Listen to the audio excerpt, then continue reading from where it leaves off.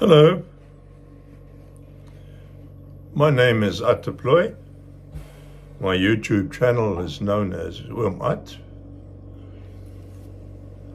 I was born in South Africa, and 25 years ago I immigrated to New Zealand, and I'm still here. I'm 84 years of age, and I would like to share with all of you in English and Afrikaans my experience, my immigration experience, how I found New Zealand and how it has changed in the meantime, and all the pitfalls of immigration and also the pleasures thereof.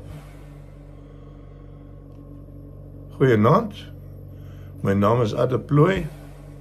Ek is bekend as Oom At. Ek is in Suid-Afrika gebore. 25 jaar gelede het ek geïmmigreer na Nieu-Seeland. En ek wil graag met julle deel my ervaring om te immigreer na 'n vreemde land, nuwe land. Al die probleme wat ons ervaar het en al die plesier wat ons daaruit gekry het. Laat my weet of julle belangstel. Dan sal ons begin met episode 1. As ek sien daar is 'n mate van belangstelling. So, daar is hy. Goed gaan aan almal. En tot ziens.